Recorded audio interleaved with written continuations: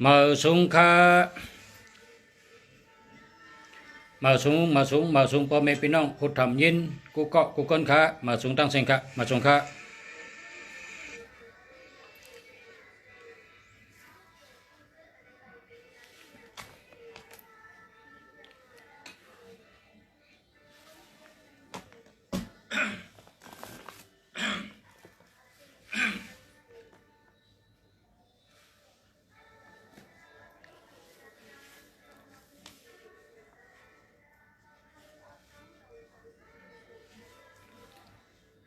มาสงครามเมื่อในติมาตุยเมื่อว่ามีคนถามหมายพงอะไรตุยเจกองเมื่อคำว่ามีคนถามเปตังอะไรตุยปันเมื่อในมาตุยปันเอาค่ะเคยถามเปตังก็ถาม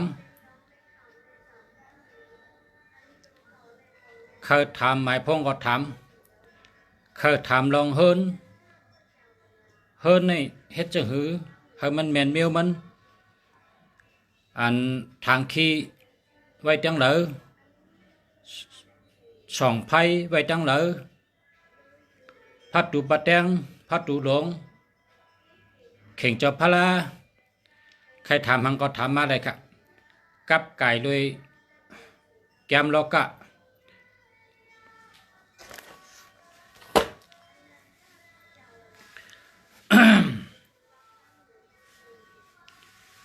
กับไก่เลยแกมโลกะ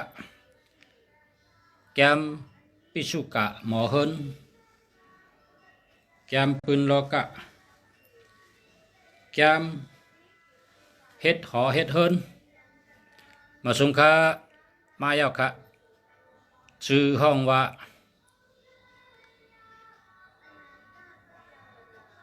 085 059 1652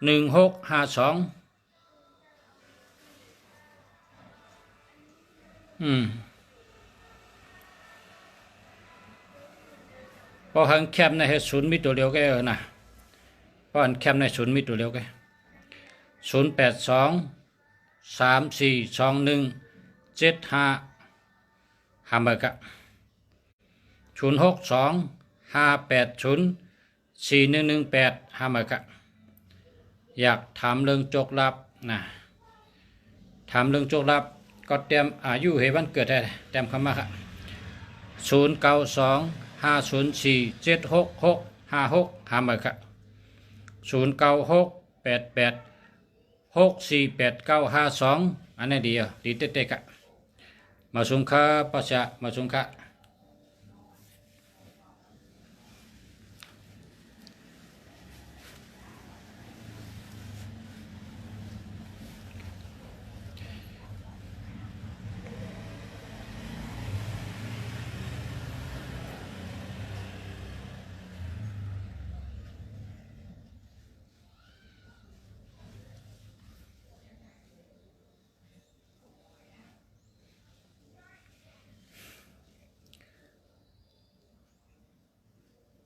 062 835 6394แค่มาค่ะจะแล้ว062 929 8435จะแล้วค่ะ094 478 7426จะแล้วค่ะเกิดวันพุธอาสัก39สิทธิ์เลลีตรงแสนนิดกึดตัวเจ็ด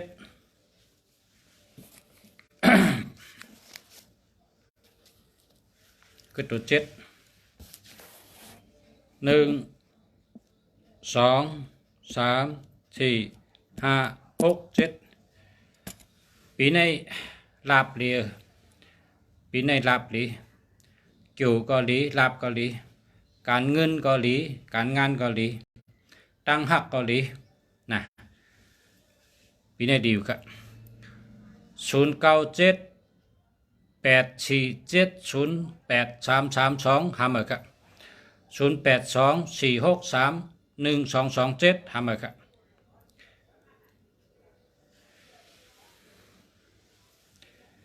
คนดูวันชกยาเต็มอาศักจอมครับอาศักกะหือเนี่ยเกิดวันชกยาอาศักกะหือเนี่ย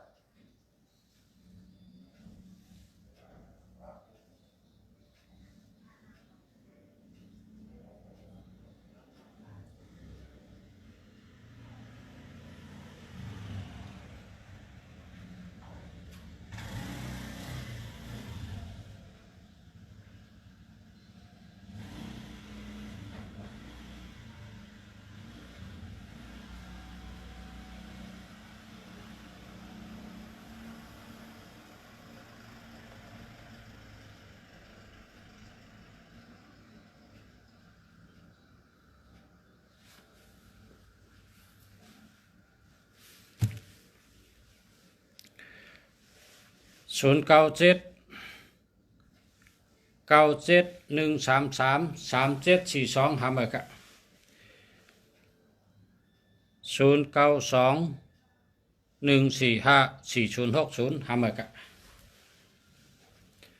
0654477602หามาครับวันจันทร์นี้อาศัก37ก็ตัว5เนาะ1 2 3 4 5ปีนี้คนวันจันทร์นี้อาศัก37ในปีนี้จุ่มลี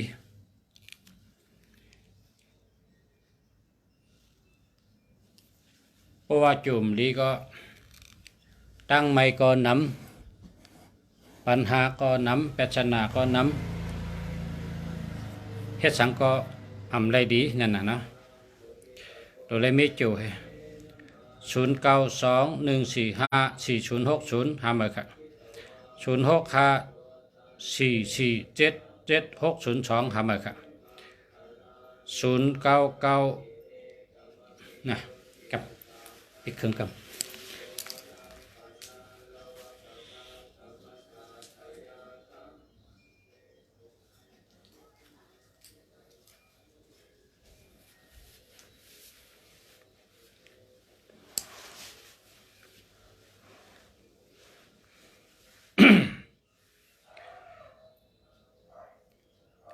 0654477602หามาครับ0997250547หามาครับ0877874588เจอแล้วครับ0946750294หามาครับวันเสาร์48ชิดงานรีเลย์เสร็จชิดเข้ารีเลย์เสร็จชิดหลุดต่างส้มตัวซักเจ้นะปีนี้นะต่างส้มตัวซักเจ้ได้เต้นจุได้เต้นดาบ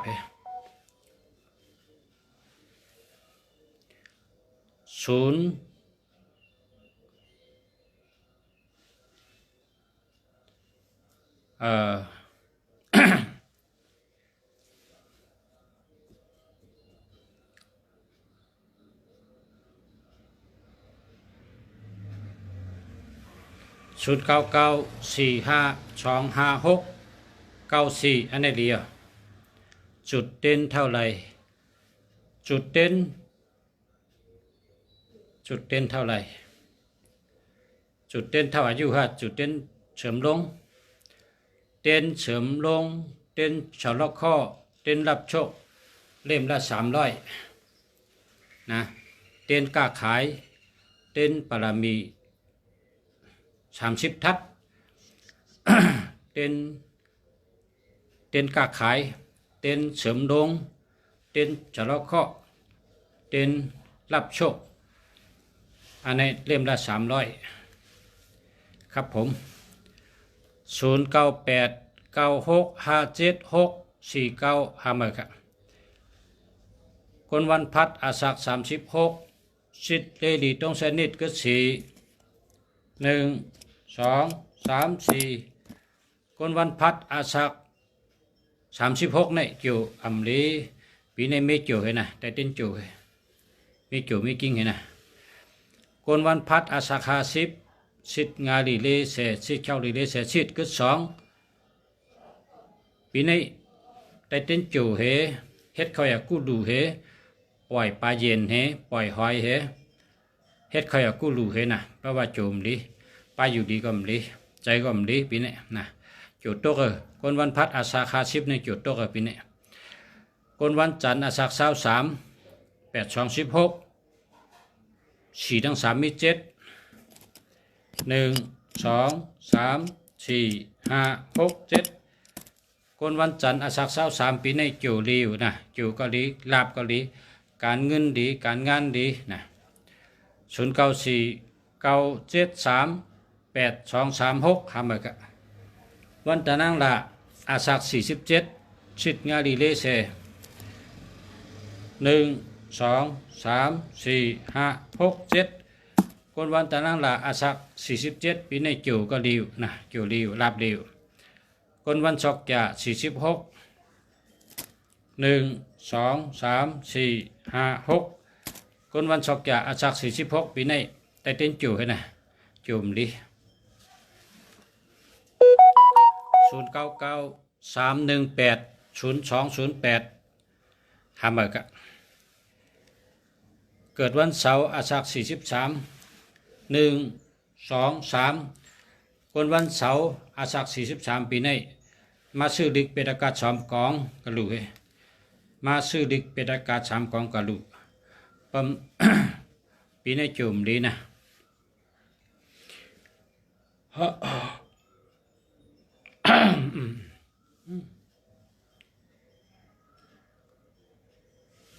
อันเอาไปเสียบน้ำไม้แล้วเสียบน้ำไม้กำชงกาแฟหลำนะชงกาแฟหลำจะได้แก้วแค่นั้นนะ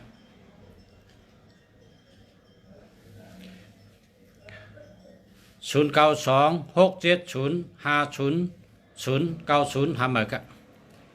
คนวันเสาร์อาสัก30 83 24กึด6 1 2 3 4 5 6นะ1 2 3 4 5 6คนวันเสาร์อาสัก30ปีนี้จิ๋วดีกันจิ๋วก็ดีรับก็ดีกันนะคนวันพัดอาสัก46 1 2 3 4 5 6คนวันพัดอาสัก46ปีนี้แต่เต้นจิ๋วเห็นนะไม่จิ๋วจุ่มดีคนวันจันทร์อาสัก40ปีนี้ต่างสมต่อสักเจ้ไม่จิ๋วเห็นนะจุ่มดีคนวันจันทร์อาสัก26 83 24มี2ปีนี้จุ่มดีแต่เต้นจิ๋วไม่จุแต่เต้นเฮเพ0946473859อันนี้หาเหมือนกัน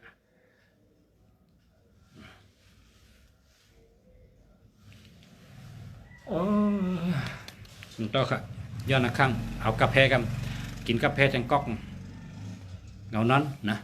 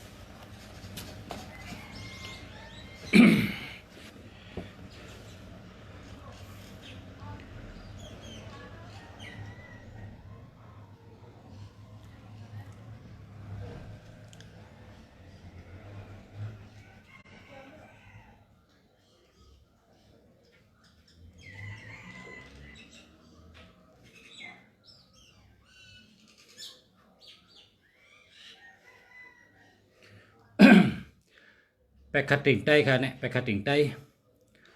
ไปขัดติ่งใต้กะไปขัดติ่งใต้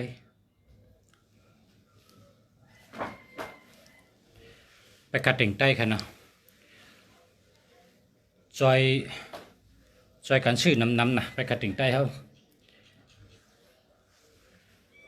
ไปขัดติ่งใต้เขาจอยกันชื่อน้ำกะ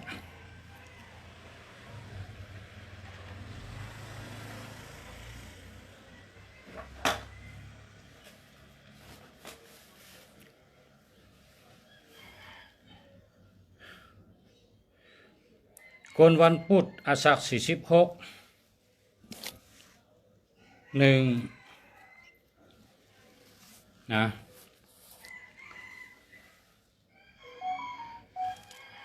1 2 3 4 5 6กนวันพุธอาสาฬ46ในแต่ดิ้นจู่นะจุ่มดิกนวันพัดอาสาฬ39 1 2 3 4 5 6 7กนวันพัดในจู่รีค่ะจู่รีกะลาบรีนะจู่ก็รีลาบก็รีค่ะ061 873 1965อันนี้หามไปค่ะคู่เสียมองเฮิงคู่เสียมองเฮิงเมืองกึ่งมาชงค่ะแสงเมืองสุดหล่อมาชงค่ะวันอังคารอาสาฬ30 8 3 4มี6 1 2 3 4 5 6กนวันอังคารอาสาฬ30ปีนี้จิ๋วดีค่ะจิ๋วก็ดีรับก็ดีการเงินดีการงานดีค่ะ061 82 51 656ห้ามเลยค่ะกนวันพุธอาสาฬ28 83 24มี4 1 2 3 4กนวันพุธอาสาฬ28แต่เต้นจู่เห็นน่ะซื้อปลากัดถอกลงน้ำ4 กิโลซื้อปลาไหล12 ตัวปล่อยลงน้ำเฮ็ดเขาอยากกู้ดูเฮ็ดกินเฮ็ดดูเขาอยากกู้เยาวก็เตือกคำพลา20 แผ่นซื้อหอยกัดถอกลงน้ำ4 กิโลนะกินในจุ่มดิ094 756 4269อันนี้เดียว094 473 859อันนี้หามเหมือนกันกนวันพัดอาสาฬ29 83 24มี5 1 2 3 4 5กนวันพัดอาสาฬ29ปีนี้จิ๋วดีค่ะจิ๋วก็ดีรับก็ดีกนวันศุกร์อาสาฬ42ปีนี้มีจิ๋วนะจิ๋วดีแต่เต้นจิ๋วเหรอสวัสดีค่ะอาจารย์หนูเกิดวันศุกร์แล้วก็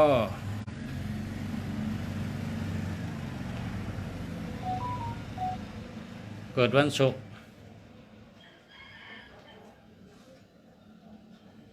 ตอนนี้หนูวันศุกร์49ปีนี้ดวงดีครับดวงดีครับดวงดีการงานดีการเงินดีสุขภาพดีครับครอบครัวมีความสุขนะ082 770 1621ห้ามเหมือนกัน094 6473 859ห้ามเหมือนกันมาสุงค่าอุษะมาสุงค่า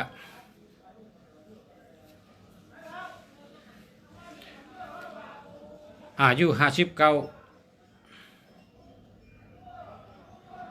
วันพุธ49สิทธิ์งานดีเสสิทธิ์เจ้าดีเสสิทธิ์เดชกูงาเสเกิดวันพุธอาสาฬ แต่เต้นจู่ให้นะแต่เต้นจู่ให้แต่เต้นเฮเพแล้วก็มาซื้อดิเป็นอากาศ3กองเมื่อรู้จุ่มดิ0805024243หามาครับ0618051160หามาครับ887929524524อันนี้เดียว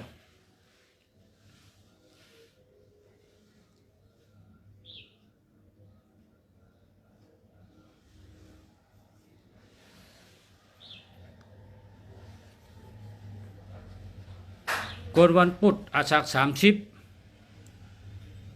กวนวันพุธอาสัก30 8324กด6 1 2 3 4 5 6ปีนี้จุ่มดิแต่เต้นจุ่มให้นะไม่จุ่มให้0896346372หามาครับกวนวันอังคารอาสัก29 8324มี5 1 2 3 4 5กวนวันอังคารอาสัก29แต่เต้นจุ่มให้นะไม่จุ่มให้แล้วก็ปล่อยปลาเย็น12ตัวเด็กคำพารา20แผ่นซื้อหอยถอกลงน้ำ4กิโลเฮ็ดขยะกู้ดุนะ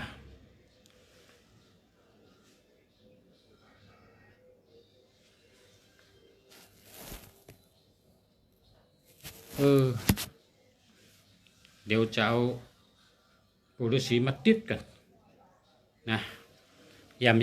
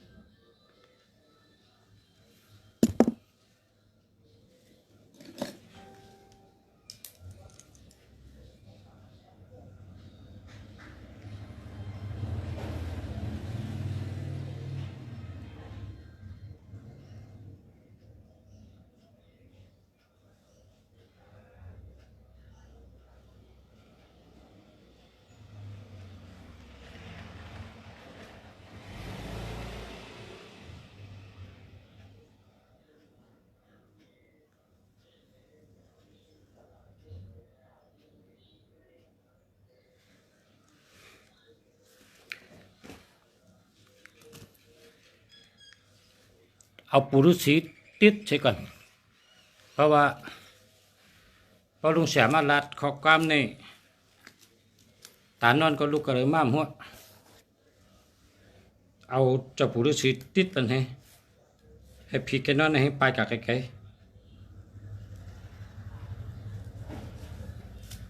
ๆกำไหน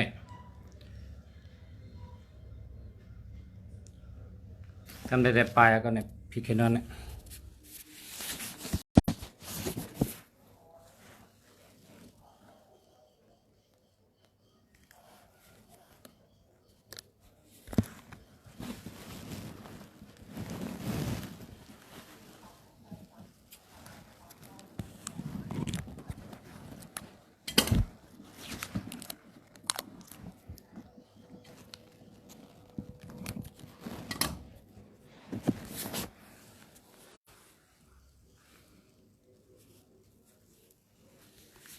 มันต้องให้ไหน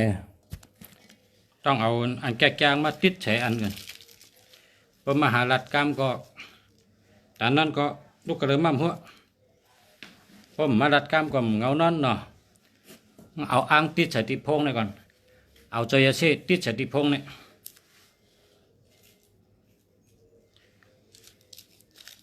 พอนั้นจะมาเกาที่ก็ผีตานอนนี่เนาะกลางวันเนี่ยมันจะกิ่งเป็นนอนกลางคืนเป็นนอนพอหลดลัดกามก็หาวนอนนะ กนวันพัดอาศัก44กนวันพัดอาศัก44 1 2 3 4กนวันพัดได้เต้นจิ๋วเห็นนะดูหมอกโม19หมอกก็ดูที่กองมูเอาเรียบกองมู3หอบแล้วก็ดูที่กองมูเห็นหมอกโมแล้วก็ซื้อดิกเป็นอากาศ3กองดูต้านเห็นนะปีนี้จุ่มดิ0944358412อันนี้หามาครับ0896346372อันนี้หามาครับ0936272647หามาครับ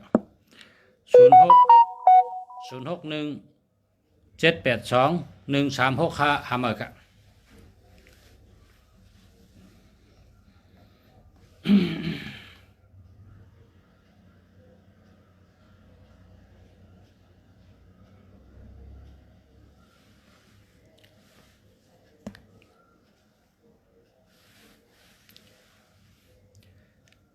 1848774687นะอันนี้ดีอยู่ครับอันนี้เป็นหมายพงเมืองเขเนาะหมายพงเมืองเขเนี่ยขึ้นโดยตัวหนึ่งอ่อนตั้งชุดเนาะขึ้นเริ่มต้นขึ้น18หมายพงมาเลเซียก็เหมือนกัน01เขาเนี่ย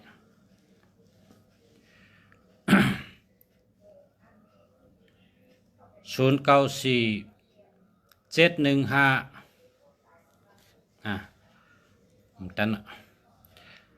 0816982337ทำอะไรกันคนเกิดวันศุกร์อาศัก32อันนี้แต่เต้นจิ๋วเห็นนะจุ่มดีดูซ้ำต่อสักเจ้คนวันแองกา46 1 2 3 4 5 6คนวันอังกา46จิ๋วก็ดีลาบก็ดีกุมเมียวค่ะใครนอนติดก็เป็นจังนั้นยาวพอเสียเขาแม่นะพอปั่นนอนมันได้ยามนะอย่าไปปั่นนอนพอปั่นนอนได้ยามกำจับยามกำจับอาการยามอย่าไปปั่นนอนป้องใครนอนมากินบักผ้า4 ลูกกินบักผ้า4 ลูกก็ไปกินกับผีแทงก๊อกให้ไหนแต่ได้ลืม8 ตานอน0998984008อันนี้หามาครับวันอาทิตย์39สิทธิ์เลยต้องสนิทคือ7 1 2 3 4 5 6 7จุ่มลีปีในแต่เต้นจุ่เห็นนะคนวันติดอาศัก39จุ่ลีนะจุ่มลีแต่เต้นจุ062 026 2966นะหามาครับ0814942362นะเจอแล้วโอเคเจอแล้วนะเจอแล้ว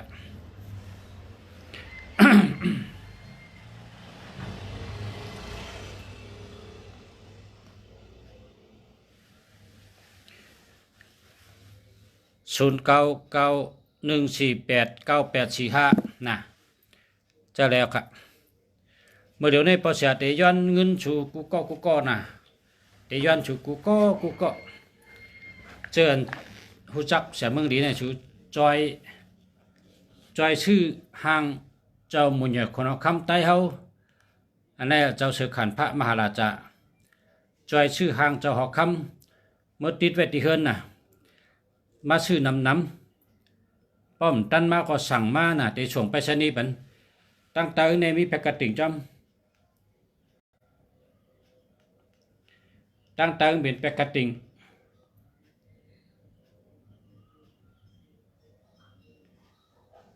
อันนี้เป็นทางเจ้ามุญใหญ่คนคำเจ้าสือขันพระเอาใส่กรอบเพียก็ไก่ไว้ที่เข่งพระนะไตเฮาคนเมืองไตเฮาเตมีปรามีอำนาจ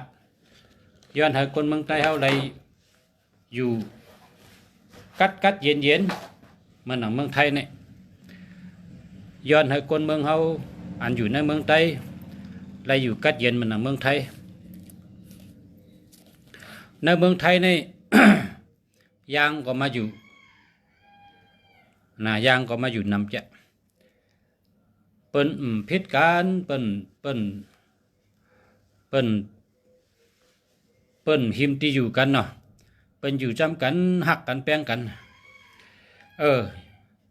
ย้อนฉุกกูก็รู้นี่มาเมื่อวานในประชาเฮ็ดมาห่างเจ้ามุญญาคนคำในเฮ็ดกูปีนี่เฮ็ดกูปีนะ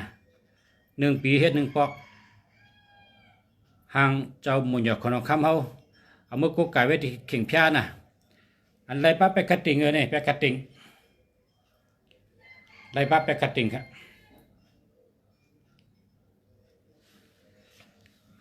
กาหือข้าวกาหือพอมาซื้อที่เฮือนนี่80 บาทเด้พอมาซื้อที่เฮือนพอให้ส่งไปสนีมันก็ได้เอา100กาส่ง20 บาทนะได้เอา1ก็100ย้อนฉูกูก็ย้อนฉูกูเจ้าละฉูเจ้าเป็นคนมีเงินมีคำอันหาเงินตั้งปีก็เฮิงได้นำนี่ประชาเอาติดไว้ที่ผานี่ เมืองไทยในเปิ้นอ่ำตกแดมเมืองไทยในเปิ้นทุกขะย้อนเปิว่าเปิ้นมีห่างเจ้ามุญญาคนเอาคำไว้จอมเฮินกูเฮินค่ะเอาห่างเจ้ามุญญาคนเอาคำไว้จอมจ้องไว้กูจ้องไว้จอมเฮินก็มีกูเฮินไว้ตีลุ่มก็มีกูตีนะพี่น้องเฮาอยู่ในเมืองใต้เฮาหมอฮักกันเฮาหมอพร้อมกันเฮาก็โลปึงปรามีอันทอดอันแมดเฮามีนำมือพราแมดตราแมดสังขาแมดชาชมาเจ้ากิจูอันทอดอันแมดเจ้าหลีผีแมดและเจ้ามุญญาคนเอาคำอันเป็นเจ้าของแผ่นดินนั่นอันเป็นหางเจ้านั่งหอคำเจ้าคนเอาคำในเฮาโหลได้ก็ไก่ เพราะฉะนั้นเฮาเต็มมีปรามีเฮ็ดสังแรงมีปรามีในเพราะเขาเจ้าลูกเมืองผีลงมาพอวันศีลวันธรรมเนี่ยพี่น้องเขในเป็นวันนั้นเนี่ยกามเขในเป็นว่าพอวันศีลผีในลูกเมืองผีเหลงมาเหลี่ยเมืองกลคำว่าเหลี่ยเมืองกลเพราะเขามาหันห่างเขามีไว้ในเขาจมนะวะเขาดีเจอเพราะเขาขึ้นเมืองผีเขาก็มาอุบมือรัดกันว่าเฮาเตะลูกหลานเฮาคู่กลุ่มเกจูเขาเฮ็ดทางเฮาเฮ็ดกุ๊กไก่ไว้ที่บ้านเขาเฮ็ดทางเฮาเฮ็ดกุ๊กไก่ไว้ที่เฮือนเขาว่านี่ว่าจะว่าเขาขึ้นมาจอยมาแถมเฮามีลูกหลานก็รักแหลมมีหลอนก็ว่าง่ายถ่อมกำหาเงินก็ได้เงินหาคำก็ได้คำ แล้วก็มีกามมีหมุนมีปรามีอำนาจเฮ็ดมีฉุนมีหมันนั่นน่ะเฮ็ดการฉันก็ฉุนมันเฮ็ดการฉันก็เข้มแล้วก็เกี่ยวเจอเเฮ็ดการฉันก็อ่องชื่ออะไรขายแมดก้าวขายมันให้แนวนะอันนี้เป็นมังกรแมดครับ นะเจ้าชื่อขันพระมหาราชาเจ้ามุญญาคนเอาคำไตแม่นะค่ะ ยินจมนำค่ะเสียเฮาค่ะมาสุนค่ะยินจมค่ะ0944869356อันนี้เดียวอันนี้ดีเตะๆค่ะเนี่ย0944869356อันนี้ดีค่ะดีเตะๆค่ะเนาะดีเตะๆค่ะ0933127056อันนี้หามากันนะ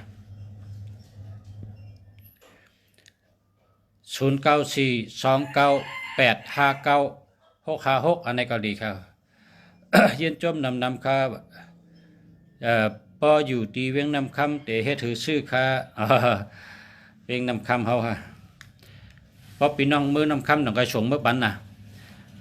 เมื่อไกลในพี่น้องจอกเมวะพี่น้องจอกเมเปิ่นมากันในเปิ่นได้มือพกจอกเมได้เปิ่นเอามือกาวค่ะ แล้วก็หมุนจ้างตีอยู่สีป้อนะหมุนจ้างสีป้อก็เมื่อไกลมาว่าเป็นเตมือพุกค้าเนี่ยว่าลุงเสียก็ดูมือเอามือตีจ้องเนี่ยกะดูมือ3 อันนะมือตีจอกเมก็มือสีป้อก็มือนะกึดพี่น้องหลายๆเมืองเจิมไปไล่ก็พอพี่น้องมีตั้งเกียงใหม่ลูกหลานมีตั้งเกียงใหม่ก็ลาดมาหาพอเสียเมืองดีนะพอชื่อมือก็1 อัน 80เพราะว่าใครให้ลุงเสียดูมือในก็ลุงเสียเตดูมือไงดูมือตัดตีจ้อง1 อันแล้วก็ตัดชูเจ้าอันคนเอาเมืองหลายอันนะดูแต่ดูมือใครให้ดูก็ดูใครให้ชื่อก็ชื่อนะเขาใจกันกินจังหวานใจกันหามจังเมานะเขาใจกันก็อิดก็อดมันแต่เข้มแต่ง่ายแต่ขึ้นใจมาสูงค่ะมันเหมือนเรื่องตุ้มไม้เขายุกก็เร็วก็มันเป๊ะได้เพราะใจกันยุกไหลก็มันหนังเตือกเลือนหญ้าหมดยองนั่นน่ะปิวกับยงอ่ะนะเตือกเดินตัวใหญ่ว่าใหญ่พอหมดน้ำในมา1 ก้อน 1แห้งพอจู่กันก็เอาเป้อะไรตุ่มลงให้การสังก็เขาหลุดใจกันพอใจกันได้มันง่ายครับยินจมค่ะยินจมนำค่ะ 094 243 44 988อันนี้ก็ เจ้าแล้วค่ะแค่มาค่ะ 094 6437 018อันนี้หามาค่ะมาสุ่มค่า097 899 59598อันนี้รายการเจ้าแล้วค่ะค่าอยู่ที่กรุงเทพต้องส่งปันได้ค่ะส่งได้ค่ะอันก็คือค่าปอเสีย80 บาทค่ะ80 บาทเพราะว่าให้ส่งตั้งไปรษณีย์ก็100เองค่ะกันนะกระส่ง20 บาท พอเป็นลูกวันปตหู094 588 55 498อันนี้ดีอยู่ค่ะยินจมเต้ๆค่ะจมยินดีค่ะมีพี่น้องโทรเข้ามามันตั้งได้ครับค่ะ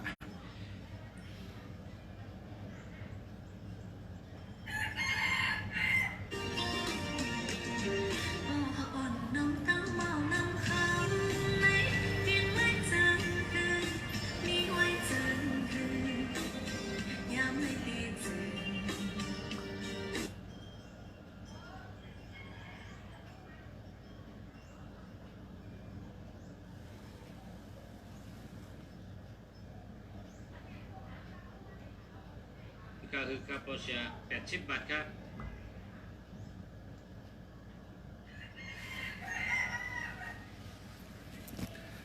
ยินจมค่ะเอา1 อันค่ะนะยินจมค่ะยินจมนำค่ะจอยกันค่ะนะยินจมเต้ๆเขาจอยชื่อปอเสียเอามือหอยผาไว้เอามือหอยไว้ที่กิ่งพะลาเอามือโกไก่ไว้ไว้จับเพิ่นไว้จับหอไว้จับเพิ่นไว้ตีกองนะไว้ตีเหตุการณ์ไว้ตีลุ่มให้ไหนก็จอยกันค่ะแต่ได้ขึ้นใหญ่มาสูงโฮมกันกินจังหวานโฮมนาการกันแต่ได้ขึ้นเยอะ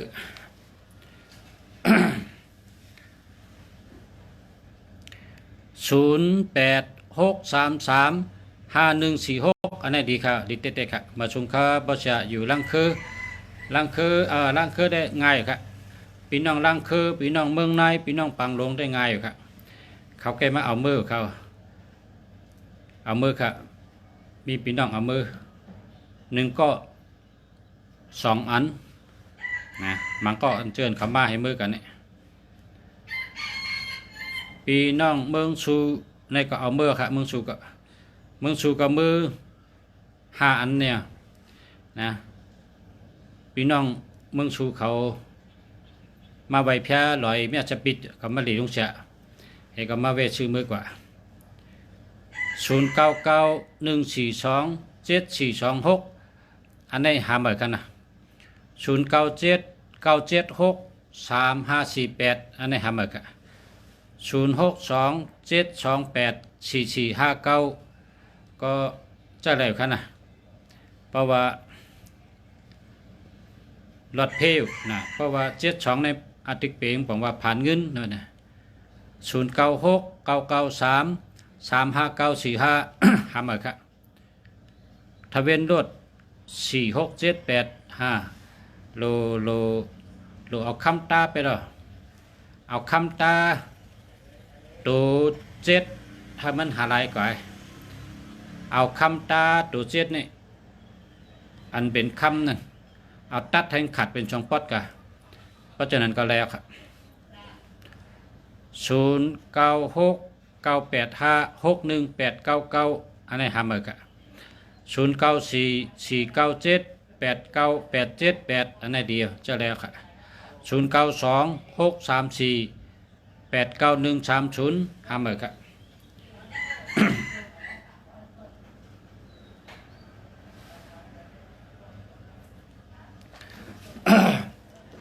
แปกติงอันประชาเหตุออกมาใน มีปลายามเช้า4 ชั่วโมงครับยามเช้า4 ชั่วโมงนี่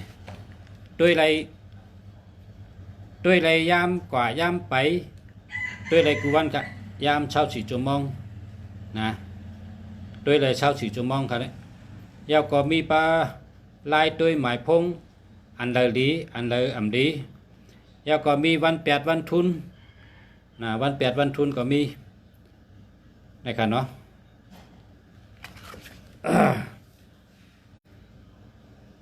เป็นปีปางใต้ครับ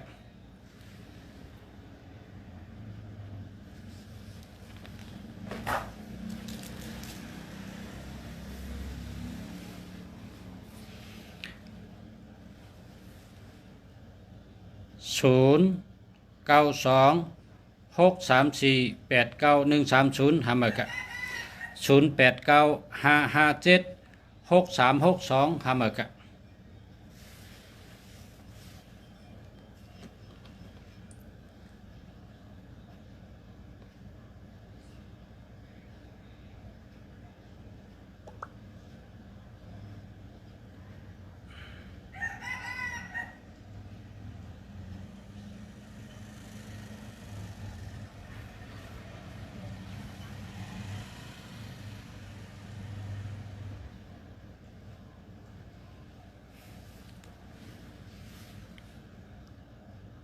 ถ้าเว้นรถ2527อันในไล่ค่ะจะแล้วค่ะในเดิมมีเพค่ะ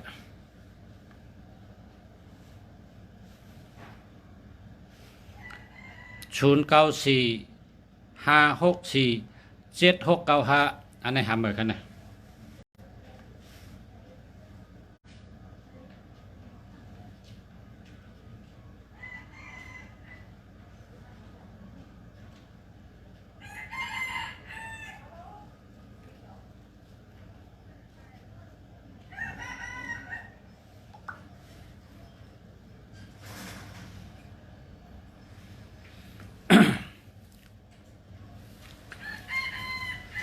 0626601375หาเหมือนกัน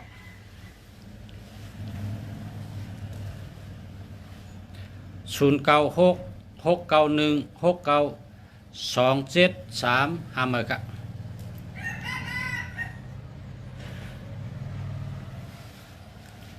0968737701หาเหมือนกัน096695359584อันนี้จะแล้วค่ะเดียวค่ะ0617742563อันนี้ก็ใจได้ยาวค่ะเดียวค่ะเดียวค่ะเดียวค่ะ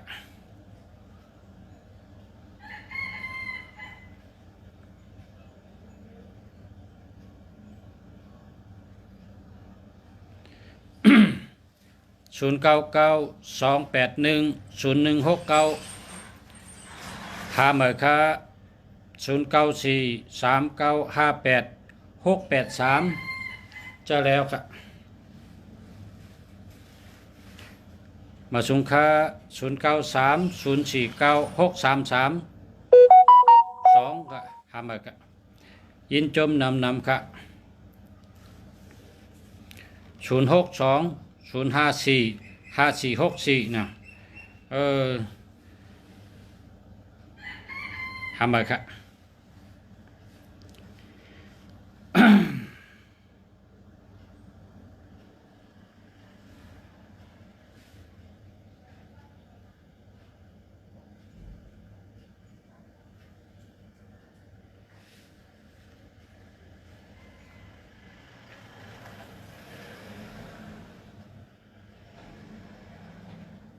ไขมัน就副眼雞雞。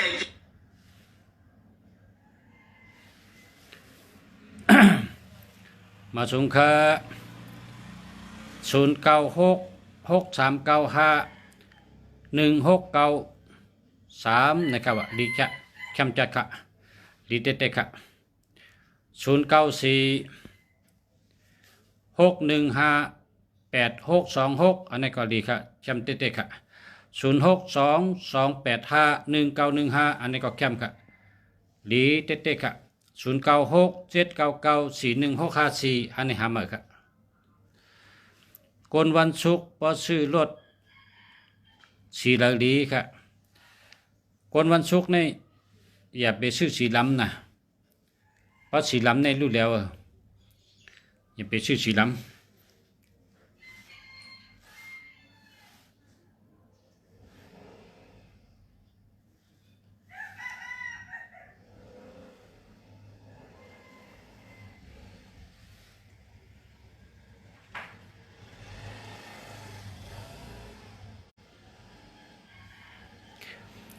คนวันศุกร์ในซื้อรถในหรือซื้อสีขาวเพราะสีขาวในแรงเงินดีแรงเงินดีหาเงินได้ดี0991065185หาเมอร์ครับ0930496332หาเมอร์ครับทะเบียนรถ855อันนี้ดีครับดีครับดีครับ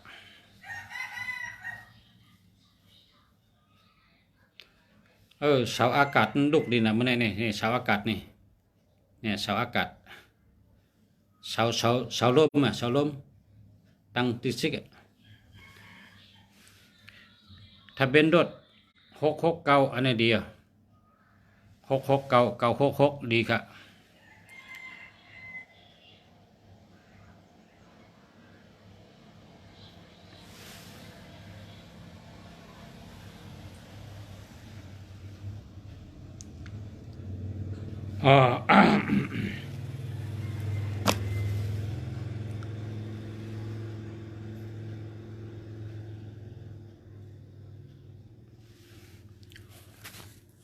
เนี่ยเอาเครื่องกับจ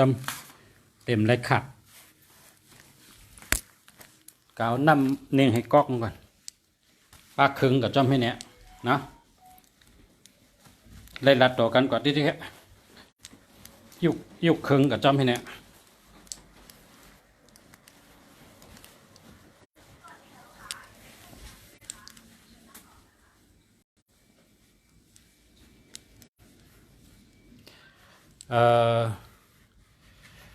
เต็มมาไว้ครับเต็มมาไว้เมื่อไก่นี่จ่อนำเนียงไว้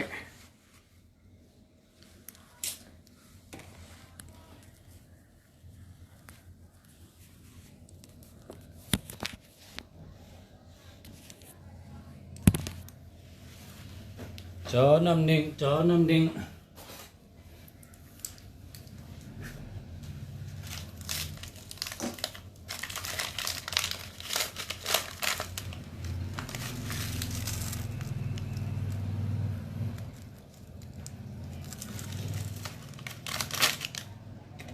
นี่เจาะ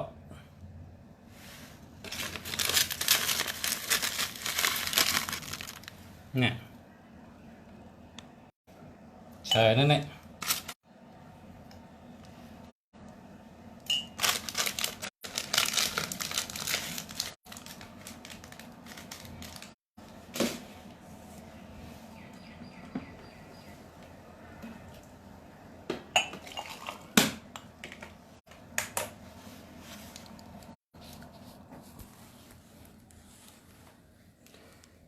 ทะเวนรถ5690อันนี้เจอแล้วครับเอาไปกระติ่งอันหนึงค่ะเย็นจอมค่ะอยู่มาพระสงฆ์ที่อยู่มาจะส่งพันไปกระติ่งได้ย้อนเธอสู่เจ้าไว้เจอเงินเจอคำเมตตากรุณาใหญ่ๆนำจอยกูก็ค่ะจอยชื่อนำค่ะนะหนึ่งก็ชื่อหนึ่งอันหนึ่งก็ชื่อหนึ่งอันชื่อเอามือดูจ้องหนึ่งอันชื่อไว้ตีเฮิรนหนึ่งอันนะชื่อจอยไปกระติ่งหนึ่งก็หนึ่งอันค่ะปกติเสียเมืองดีเกียงใหม่ปั่นแห้งหนึ่งก็หนึ่งอันครับจอยกันครับ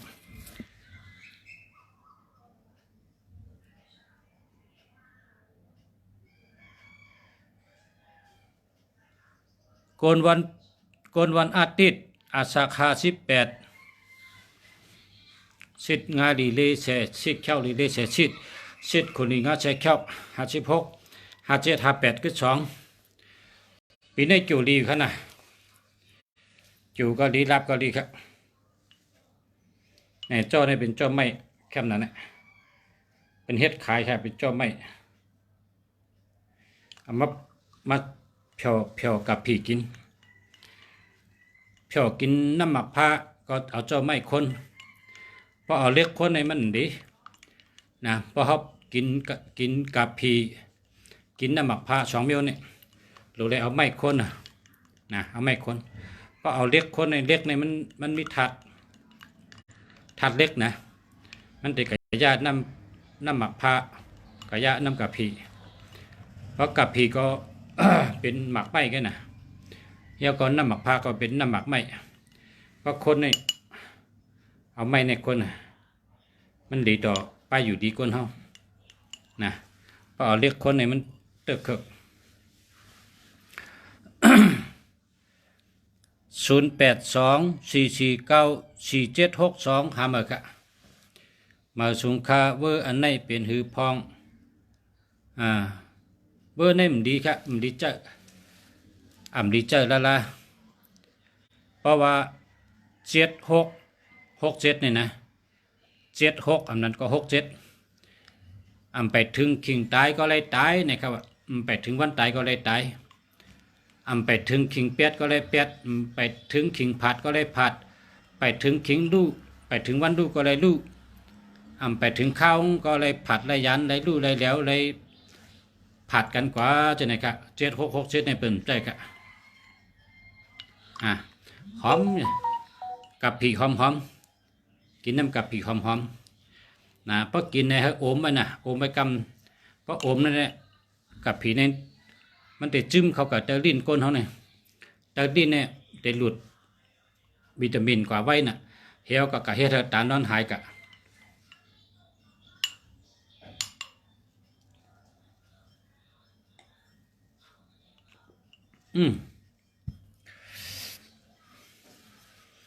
ตั้นอมไม่น่ะอมแหละ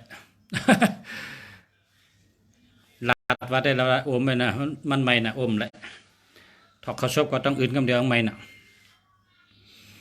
0946084416หามาครับ062888กันต่อครับ0628326258นั่นนี่เจอแล้วเดียวครับ0636871934เจอแล้วครับ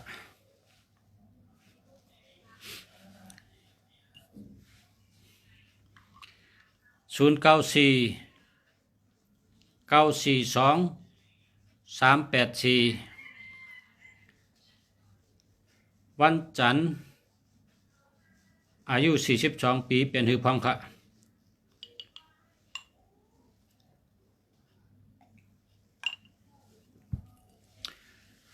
วันจันทร์42 ปีนี่จุ่มดีครับแต่เต้นจุ่เห็นนะภาษาเมืองดีย้อนเงินกาดด้วยเปิดตัง และย้อนกาด้วยหมายพง1 ปี 1 ปอก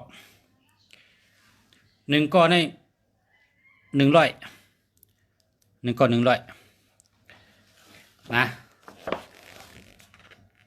นี่ค่ะ1 ก้อน100ชูเจ้าเตลัยอันไหนค่ะเตลัยแปกกระติ่งมือหอยผาไว้อันนี้100ปลากระสงพอมาซื้อถึงที่เฮือนเนี่ยพอมาซื้อที่เฮือนใน80 บาทเอง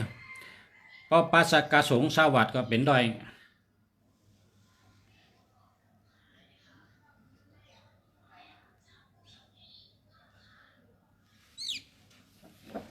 อย่าไปลืม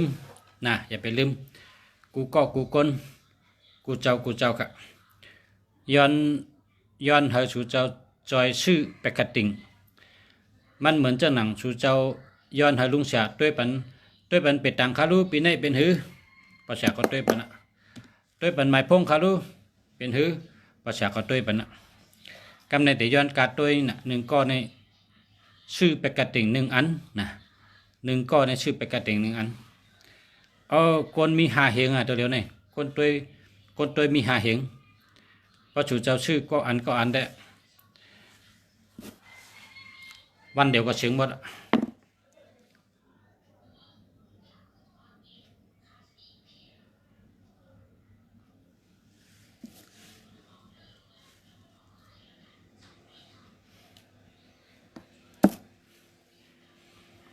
0810248618อันนี้หาเหมือนกันนะ0945262791อันนี้เจอแล้วค่ะ0979742781หาเหมือนค่ะออกค่ะตะคู่อยู่แม่ยินจมค่ะขอบคุณอันตั้งก่อนขอบคุณในการไต่เป็นว่าหือขอบใจค่ะขอบใจยินจมเตะๆค่ะอยู่ปางช้างจ่องสงเลยพอพี่น้องปางช้างเข้ามาก็เขาส่งมือน่ะส่งเมตตาก็อะไรเนาะส่งเมตตาตะลายินปันมาเฮาหายินจมหับกัดเย็นอันนั้นพอส่งเมตตาตะลาได้กับฮอดไรตั้งกำผาพอส่งไปกระติ่งได้จังให้ส่งอ่ะพอป้อมมีคนมามีคนเมื่อจังส่งจอมกันเนาะพอมีคนมาก็ส่งเมื่อไร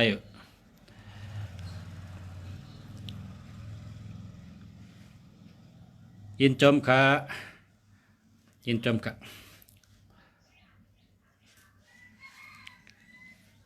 ปันแห้งใจก็จมหนาวนะบางทีก็จังส่งปันแห้งใจก็จมไหนอ่ะไรแห้งใจ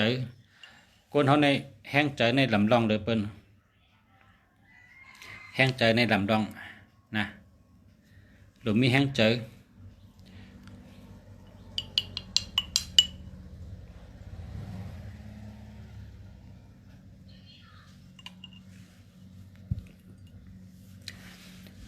เมื่อกูปอกในตีวานเท่าในมีพี่น้องเขมากล้าการในทำมันกะกล้าให้ไรเงินมาชำมัญญาจนเอาเงินเอาคำกับแปดหมดมันก็นั่งเหี่ยวว่าให้อยู่ในตังการในพี่น้องใต้จำมาหันเฮียงพอเรื่องเขาจำให้ในตังละเขากะหาเงินไรคำมาเขามัญญาจนเอากับแปดหมดเอาเพราะเขามือเฮินนี่พอเมย์เขามาหับเขามาลัดต่อเขาตีลัดจังหือละในเงินก็มีคำก็มีเอาเขาจะเรียกเขานั่งให้ในเนี่ยการในพี่น้องใต้ว่าอย่าไปจะเรียกเงินคำของก้นเอาก้นมาผีเอาผีมาพอเรื่องตึกมีตัวมีใจอยู่ตึกมีตินมีมือมาก็ตึกมีอยู่หาแทงเอาเงินคำเมื่อเฮินพอเมื่อตีเฮินเมก็จมหนาวะพออะไรหันหน้าพอเรื่องอะไรเป็นจมหนาวะเงินคำมันหาอะไรแทงกันในพอเล่นก็มีลูกไว้2-3ก็เฮิรนลูกอ่อนก็จ้วมือพวกหันหน้าคำว่าหังรอมือเฮามือ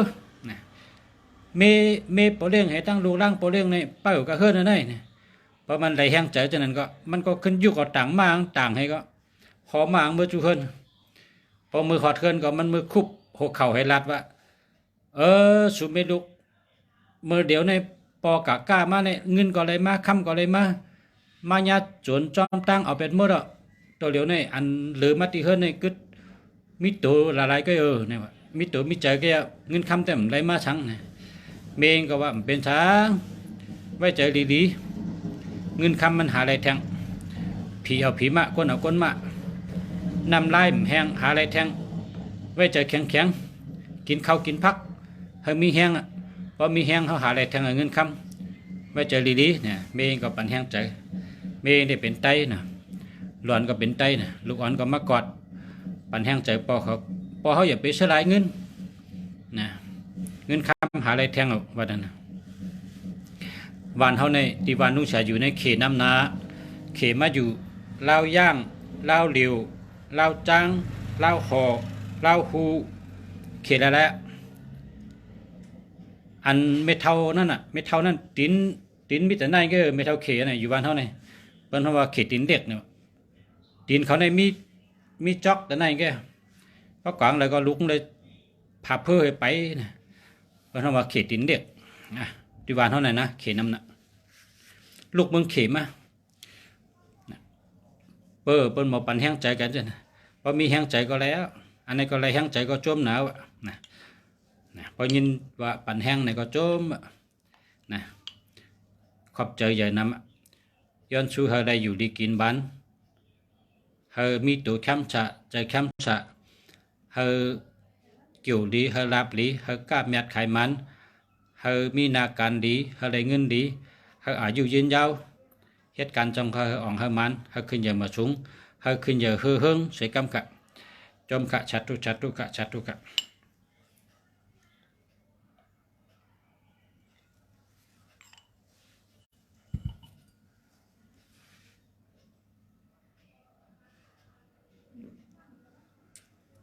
อ๋อค่ะขอบใจเยอะนำค่ะ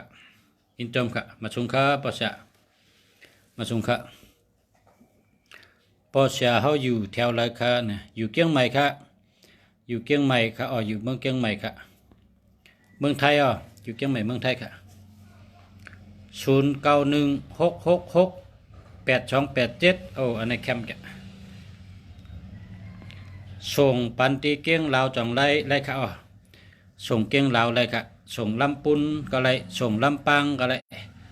ส่งเมืองกอกก็ไรค่ะส่งชุนบุรีก็ไรค่ะส่งสายประการไรค่ะสายประการก็ส่งได้ค่ะ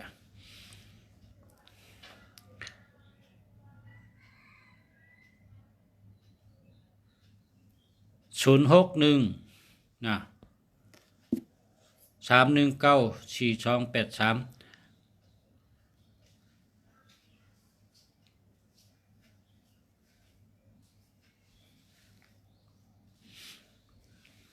กำนะเตรียมไปกำนะป้อมเตรียมไปกำเดี๋ยวกูลืมกำแต่เลยส่งปันกำเดี๋ยวส่งปันกำเดี๋ยวค่ะส่งปันกำเดี๋ยวเตรียมไปกำ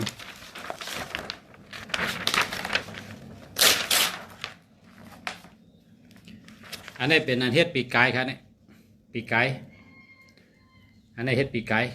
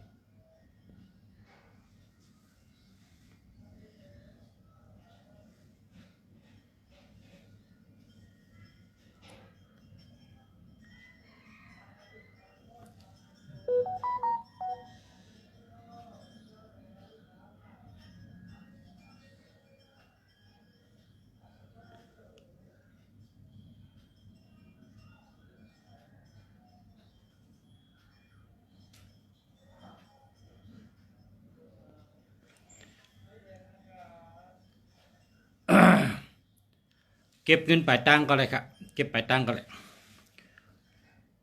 พอเขาโอนก็โอนได้ครับโอนในธนาคารกสิกรค่ะนะ098อันในเบอร์โทรค่ะเนาะ098ค่ะเนาะ7783686อันนี้ดีครับพอเป็นคนดูวันพุธแต่ชื่อกาฮะแต่ชื่อเซอร์โคฮะ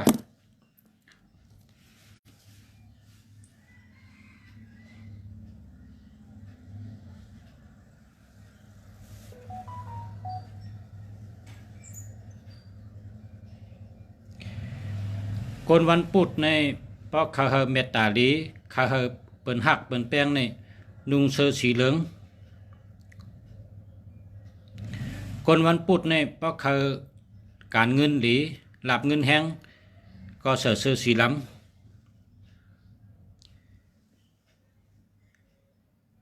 คนวันพุธในเพราะเขาเฮเปิ้นจอยแถมเพราะหลูตั้งจอยแถมที่เปิ้นเฮเปิ้นจอยแถมก็เสื้อสีขาวนะคนวันพุธอย่าไปใส่สีของนะคนวันพุธเนี่ยห้ามใส่สีของนะวันพุธห้ามใส่สีของ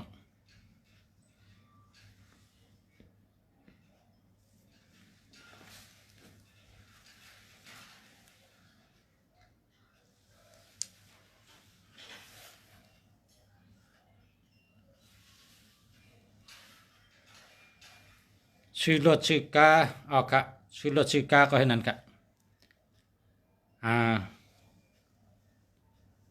สีเหลืองนะสีเหลืองแล้วก็เพราะสีเหลืองในเปิ้นหักค่ะเนาะมีเมตตาเพราะเป็นสีล้ำมีเงินมีคำนำขึ้นการเงินหลีลาบเงินดีค่ะสีล้ำว่าเป็นสีขาวมีคนจอยแถมน้ำให้นะครับมีกันไหนครับคนวันพุธค่ะนะ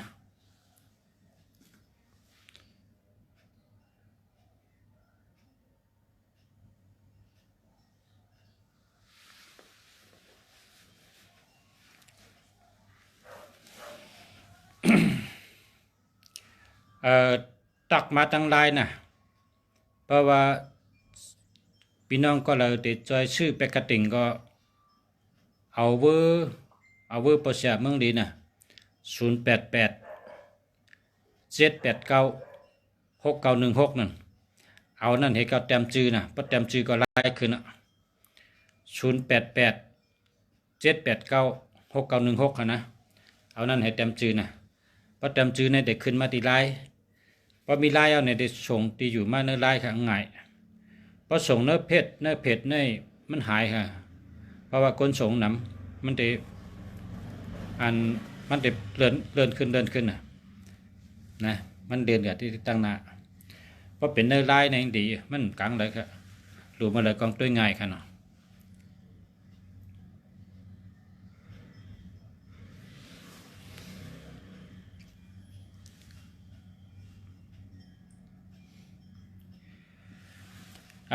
กนวันพัดในสีอันเมตตาดีเนาะคนวันพัดในพระคำเมตตาดีในโดยเป็นสีผ้านะสีผ้าคนวันพัดในพระคาเฮเปิลจอยแถมก็โดยเป็นสีเขียวนะสีเขียวคนวันพัดพระคาเฮลาบเงินแห้งก็สีแดงค่ะอันนี้กำเกียงค่ะเนาะยินจมนำค่ะ098 9789 349อันนี้ดีค่ะจะแล้วกนวันอาทิตย์สีสังขะกนวันอาทิตย์แต่ชื่อกาฮะ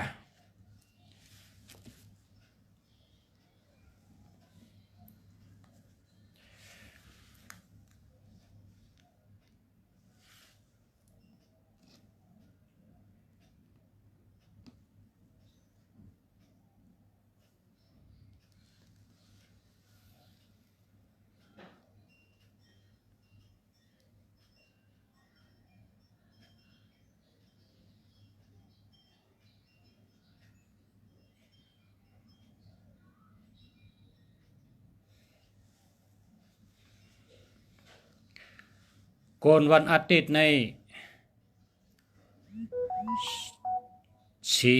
ของเมตตาลีสีเขียวลาบเงินแห้งการเงินดีสีหล้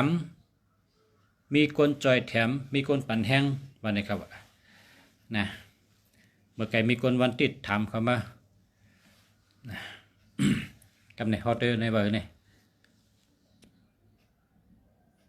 ฮอตติกำกันรู้เบอร์คือพองก็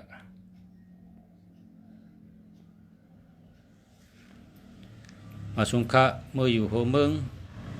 ยามอยู่จำกันอยู่วันหมักล้างย้อนเฮอขันธาหาป้าเตรียมทนเสกำกะเมื่อเดี๋ยวข้าอยู่ปังหมักอยู่ปังหมักอยู่ปังหมักพาค่าใช่ครับอยู่วันหมักล้างครับอยู่วันหมักล้าง 10 ปีไปอ่ะนะ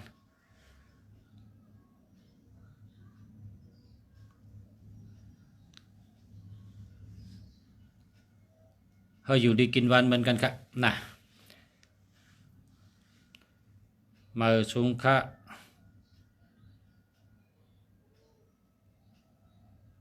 ยาดีมาเยอะครับยาดีมาเยอะปั๊บเป็นก็เลย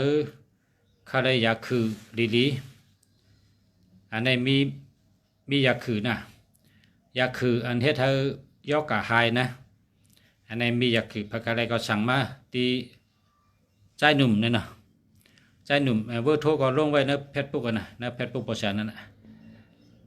ปอชาก็เลยกินยาตีใจหนุ่มนั่นแหละยอกกะก็หาย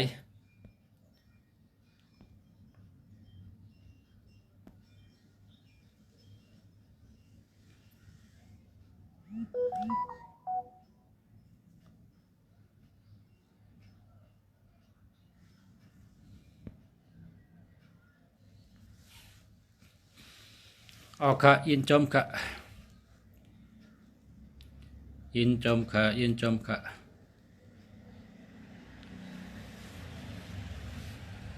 ย้อนถามอีกหนึ่งค่ะ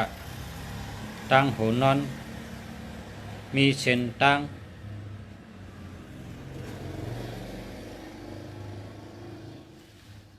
หูนอนมีเส้นตั้งนอนได้อยู่เป็นช่างเพราะเป็นเฮิรนหลังหนึ่งในอันที่เขาอ่ำลีนอนในกลางเฮิรน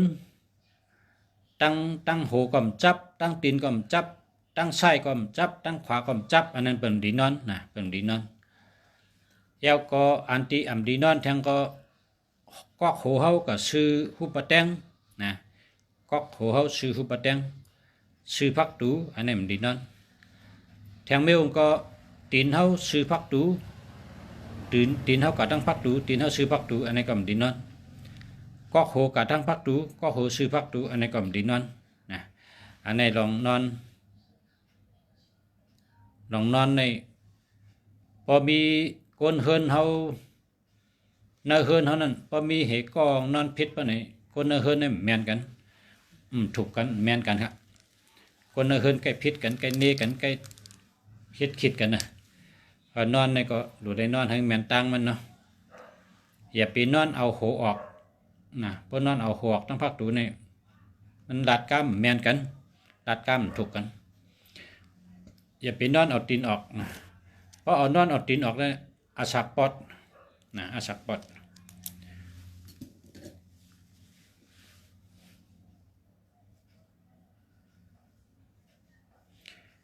ยาสังฆปชะนะเป็นยาคือกินเป็นยาคือกินเพราะก้นเป็นตับมันก็ตับเป็นมันนำหนะ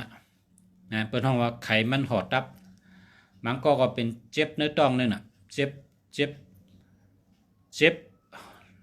ที่ลูกขี้ข้างภายขวาเนี่ยลักษณะการที่เป็นไส้เจ็บในจะเป็นตับเจ็บใน1แต่มีตาเหลือง2แต่มีลูกขี้ข้างเจ็บภายขวา 3ผิวหนังได้เข้าเผานะเข้าเผาดำไหมแล้วก็แทงเมลก็ภายน้อยสีมันเต็มใสนะสีมันเด็กขุ่นไปใช่ไหมเพราะเป็นจังไหนก็พอกัดแซดด้วยดีหมอยาเขาเตหันว่าตีตับเนี่ยเป็นยอกะเห็นเมียวเนี่ยหมอเขาก็ตีหมอเขาได้ปันยาวิตามินนะวิตามินบำรุงตับเนี่ยก็อันยาที่เป็นยาตับเฮิงคือกินได้เป็นยาไตเป็นยาคือกินก็คือกินก็เมื่อเดี๋ยวในก้นนั้นเป็นยอกาตั้งเนยในเอาเบอร์มาสังพออันที่อำหนุ่มนะเอามาเหี่ยวก็มาตักแห้งไว้พอตักแห้งเอาก็ขึ้นโน้ตไว้ให้คือกินนะกลางเนยก๊อกกลางคำก๊อกอันนี้ก็เปิ้นลาดกันนำหนาวนะพอมีพี่น้องเขาเพราะว่าผูกไว้มาสังพอนะเก็บเอาเบอร์มาสังพออันเบอร์อำหนุ่มเกนั่นนะเกนะก็มันเป็นยาหนุ่มนะก็มันเป็นยาเอาเบอร์ที่เกมหนุ่มนั่นเขามาล่างแก้มตากแห้งไว้ปองแห้งเอาก็ไว้คือกินหนึ่งยุบนั่นน่ะเนาะยุบกันในเนี่ยเอามาคือกินให้เชียงวันใดวันนั้นครับกินให้เชียงวันใดวันนั้นเพราะเขาขาดใส่น้ำนะใส่น้ำให้ตั้งเลือดตั้งหมอก3 เม็ดแล้วก็คือไว้ปองหมอกกินได้ก็เขากินให้หมดกินให้ในวันเดียวนะกินกลางในเจ้าต่อถึงกลางวันคำในแกคือกินวันใดวันนั้น8 จำวันใดวันนั้นค่ะอย่าไปเพราะคือไว้วันกินหลายวันในก็มันเป็นยาหรือได้คือวันใดก็กินวันนั้นค่ะคือวันใดกินวันนั้นกินให้ถึงวันใดวันนั้นนั่นก็เป็นยาค่ะอันนี้ก็ก้นหายก็นำเนี่ยอันนั้นลาดก็เป็นลาดในข่าวก็เป็นลาดแล้วก็ก้นกินก็นำหนักค่ะเป็นยาดีเขาค่ะแล้วก็อันที่ใจหนุ่มเอามาปั่นประสาทกินได้มันหายาบมันดาดิมีหายาบค่ะยาเนี่ยแหละเพราะใครหรือสั่งซื้อที่ใจหนุ่มก็เบอร์โทรก็มีนะสั่งซื้อเอาค่ะนะ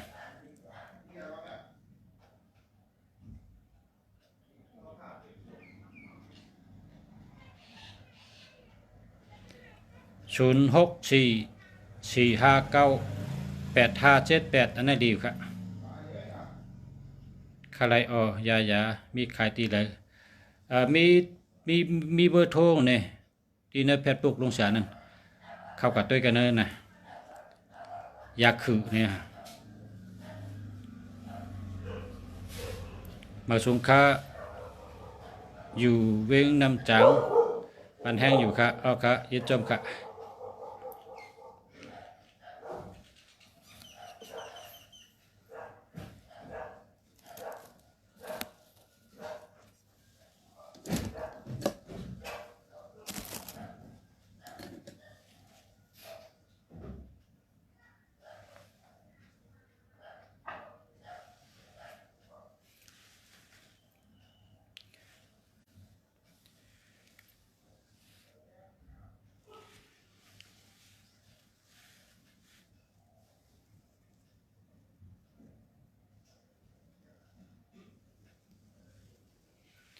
ยา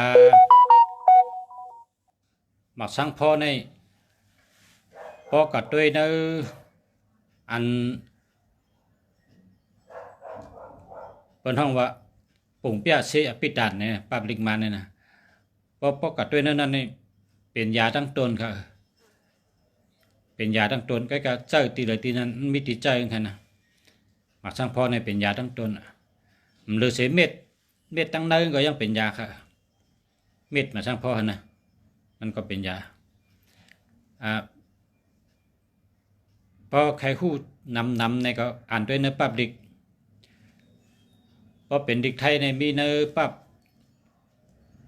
ตำราสมุนไพรเนี่ยเป็นปับใหญ่นะครับนะ เป็นปั๊บลองต้นไม่ต้นตอกเอามาเจอเป็นยาเนี่ยก็เป็นดิกมาเนี่ยก็ชื่ออ่านที่อาชินนักเต็งป่งเปียซื้อปิดันเนี่ยก็ชื่อปั๊บนั่นอ่านแต่ได้ผู้นำนะครับก็ลองยาเถื่อนนะครับนะบางเมียวก็เขาหูจักบางเมียวก็ห้อมหูจักอันเมียวเลยเขาหูจักเขาก็อ่านอันเมียวเลยห้อมหูจักเขาก็ข้ามก็การนั่นได้เขาเฮ็ดไว้ปลาหางมันเหปลาตนปลาผังหางมันเหแล้วก็ลายใจตื้อมันนะอย่าถึงจะคืนนะเมื่อเร็วในพอตัวพอมีแพทย์ปุกนะพอมีแพทย์ปุกก็เข้ากับเนื้อแพทย์ปุกเตรียมว่ามือเจ้าอีสานในขณะมือเจ้าอีสานเต็มดิกไทยขณะเตะออกมามีคนกองมันหู้นำหนักยัดเถินยาคืนเนี่ยมันเด็ดลาดเถียวก็ก่อนนี้ป้าหางมันแล้วก็สอนไล่เฮ็ดกินมันเนี่ยอีสานมือเจ้าเนี่ยเต็มเข้ากับละย้อนเป็นได้กองไว้อาโลลองยาเถินยาคืนเนี่ยมันหู้นำหนักนะมันมีนำนะครับการได้เพี้ยนด้วยนั่นนะปดตันในพี่น้องใต้เขาก็อันพอเผาตันในเราเฮ็ดไว้ยาเถินยาคือยาเถินยาคือในป่อปลาหางมันเหออกเชิงหือออกเลื่อนเลยออกเข้าเลยเบอเป็นสีสังต้นเป็นเสียงเนี่ยไถปลาหางเหรอเขาก็ไล่เฮ็ดกินไล่เฮ็ดจึงกินก่อนอาหารกินหลังอาหารเนี่ยเฮ็ดฉะนั้นนะเราเฮ็ดไว้พอเฮ็ดไว้แต่เป็นปื้นอันนะพี่น้องใต้ก็อันหู้ลองอียาก็มีตั้งนำเนาะ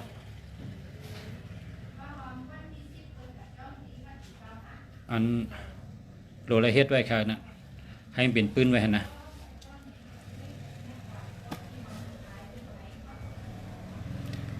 0655548699อันนั้นเดียวดีครับ